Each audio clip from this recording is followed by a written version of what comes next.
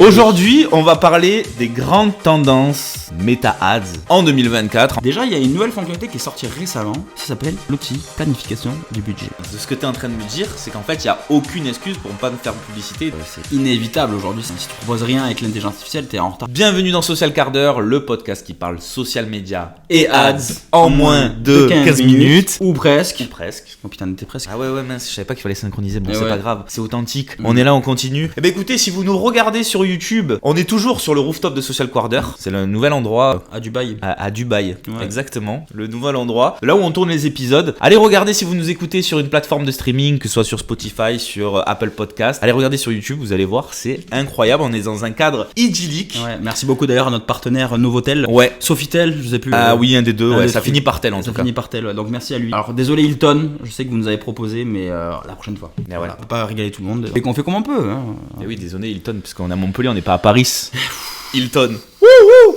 Ok, On va y aujourd'hui, on va parler des grandes tendances Meta Ads en 2024, en tout cas, selon nous. Et ouais, parce qu'on n'est pas à l'abri qu'il y ait des choses d'autres qui arrivent. Voilà, on n'est pas de Nostradamus, quoi. Exactement. Mais on est là quand même pour vous informer, pour que vous soyez à la pointe de ce qui se dit, de l'actualité sur le sujet. T'as des gens comme ça, tu leur dis j'écoute tout ça le quart d'heure et tout. Ah ouais, et tout, c'est trop bien. Va écouter, ils disent des trucs vraiment cool quoi. Ouais, franchement, moi tu sais qu'on m'arrête dans la rue pour me demander si c'est bien moi, le mec de ce le quart d'heure. C'est vrai. Ouais. Plusieurs fois. Moi, on m'appelle Paul d'ailleurs. Ah ouais, aussi, ouais, c'est vrai, ouais. Moi aussi. Moi, à chaque fois, on sait jamais moi si je suis Paul ou Rémi, ouais, c'est Ouais. vrai, on me le dit aussi. Mais ça fait super plaisir. Donc, par contre, faut arrêter de venir à l'improviste au bureau, hein. C'est plus possible. Hein. Ouais. On a des rendez-vous, on a des clients, donc on est obligé de changer d'adresse. Voilà, on a changé nos noms et. Déjà, on a investi dans un agent de sécurité, donc ça nous fait des frais. Et on va pas se plaindre, hein, c'est la rançon du succès.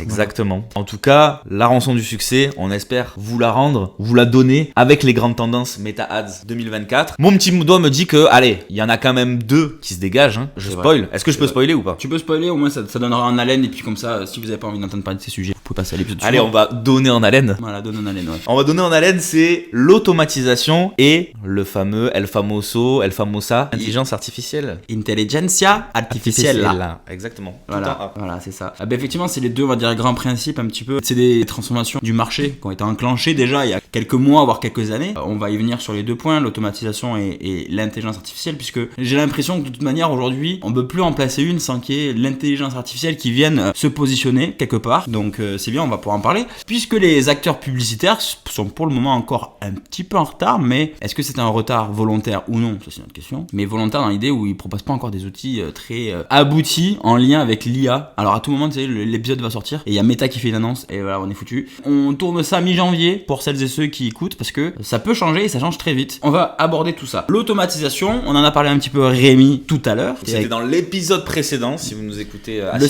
ciblage, voilà, on mettra une vignette quelque part sur YouTube.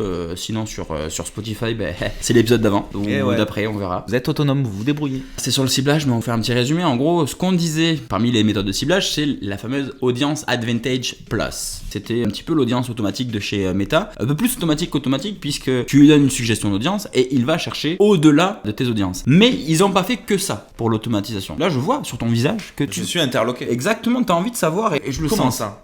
C'est palpable presque. Qu'est-ce qu'ils ont fait de plus? Ouais, c'est ça, exactement. Qu'est-ce qu'ils ont fait? Déjà, il y a une nouvelle fonctionnalité qui est sortie récemment. Ça s'appelle l'outil planification du budget. Oh. Alors, planification du budget, ça veut tout et rien dire. Ah, Parce que ça veut dire que tu planifies ton budget. effectivement. Donc moi, dans l'idée, au début, quand j'ai vu ça, je me suis pas... En gros, il te dit, si vous voulez investir un peu plus dans les jours où il y a plus de demandes. Alors moi, au début, j'étais là, bon, flemme. Je me suis penché sur la question. Je me suis dit, attends, est-ce que ça peut pas être un moyen de, comme on dit dans le jargon, de scaler? Que quand il y a de la demande plus que d'habitude, nous, c'est là où on a envie d'être présent et de mettre plus d'argent. Parce que tu vois, t'as une campagne, tu lui donnes 100 euros par jour de budget. T'as des bons résultats, mais j'ai une bêtise, si t'avais mis 150 euros, t'aurais eu beaucoup plus de résultats, ce qui est logique. Mais il y a des jours où c'est pas automatique. Il y a des jours où tu vas avoir ton lead qui coûte plus cher que d'autres. Un jour, tu vas mettre 3 euros, t'as un lead, et puis le lendemain, comme ça prend pas trop, on revient à 7, 10 euros le lead, tu vois, parce que c'est fluctuant. C'est pas automatique. Mais là, Meta, il te propose de te dire, ok, les jours où je sens qu'il y a au taquet de demandes, là ça pète, là les gens ils sont chauds, ils ont envie d'acheter, là je te diffuse plus. Là ton budget il reste pas à 100, mais peut-être 150, voire même plus. Tu peux le programmer pour dépenser plus. Et les jours où il y a pas grand chose, eh bien il dépense moins. Tu vois, style, il sent que ça prend pas, bon ben on va pas insister, on va pas dépenser ton budget, donc je réduis un petit peu. Pour que toi à la fin, tu te retrouves avec presque le même montant que ce que tu lui avais donné. Sauf qu'il a dépensé encore mieux, voilà, de exactement. façon plus pertinente. Ouais. Aujourd'hui, c'était à toi de scaler. Moi, je me souviens que pour certains clients, on crée des règles automatiques, c'est-à-dire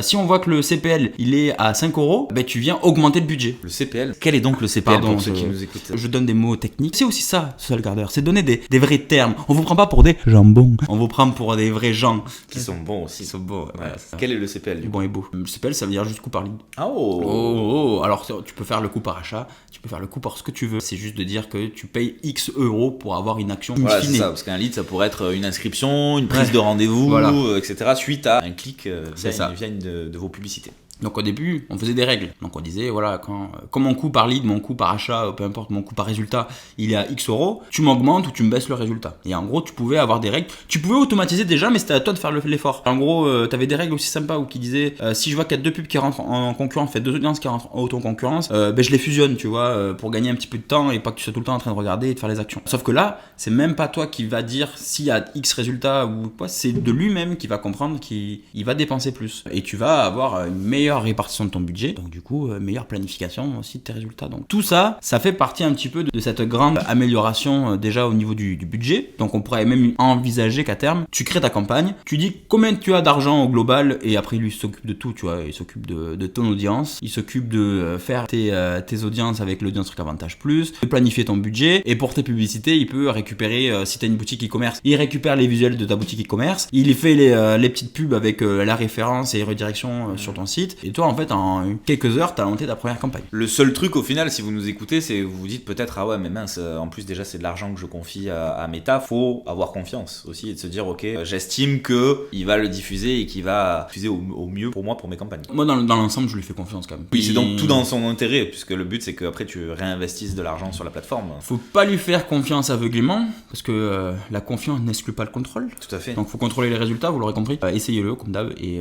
si ça prend, y a pas de raison mais effectivement des fois peut-être il faut un petit peu plus le guider ou le restreindre pour avoir des bons résultats. Ça arrive en tout cas. Mais c'est déjà une première lancée sur l'automatisation. Et après, on a un petit peu toute cette automatisation globale au niveau des campagnes, comme avec les campagnes shopping. J'y reviens parce que c'est un petit peu déjà le cas. En gros, tu as un catalogue Meta, je veux dire, sur une boutique Facebook par exemple. Ben oui, concrètement, tu crées une campagne shopping et il s'occupe de tout. Limite, il te fait les pubs. Alors tu lui insères un peu de pub, tu peux dire je veux un carrousel, il récupère les carousels. Tu peux dire je veux faire une publicité sur la gamme de crème de jour. Ben du coup, tu vends, tu as une catégorie gamme crème de jour dans ta boutique et il récupère tous les produits de ta catégorie crème de jour et il te fait les publicités carrousel. Alors ça vaut ce que ça vaut, hein, mais pour gagner énormément de trafic, ça peut valoir le coup. Je pense que c'est bien pour les grandes marques. Vous pouvez l'utiliser en tout cas pour faire le gros du travail et après derrière, j'imagine qu'on peut retravailler, faire quelques petites modifications pour affiner et personnaliser chaque contenu. Parce que même au-delà de ça, aujourd'hui, ils proposent de te créer des vidéos à partir d'images. Tu sais pas faire de vidéos, par exemple. Tu veux faire des vidéos un peu animées. T'importes tes images, t'importes tes titres et de lui-même, il te fait tes animations. La photo de ton produit apparaît dans l'image,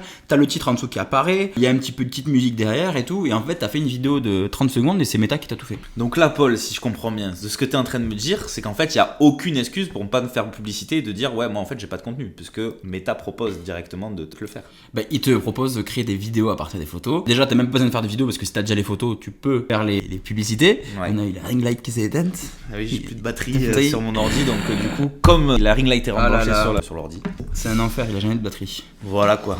Il y a un peu moins de luminosité, mais bon. C'est pas grave, ça fait le taf. Mais aujourd'hui, t'as plus d'excuses pour faire de la pub, si ce n'est d'avoir des photos, ton produit ou de quoi faire une vidéo. Puis même aujourd'hui, faire du contenu vidéo, t'as CapCut, on l'a vu, on peut faire des vidéos relativement qualitatives uniquement avec un petit logiciel qui te coûte 10 € par mois. Bon, on va pas revenir, c'est pas le sujet du débat. Voilà, tout ça pour dire qu'aujourd'hui, Meta facilite grandement le travail des gens et que t'as plus besoin d'être un expert en tout et pour tout. Il vaut mieux avoir un peu l'expertise maintenant en création de contenu et après la supervision de tes campagnes. Ouais.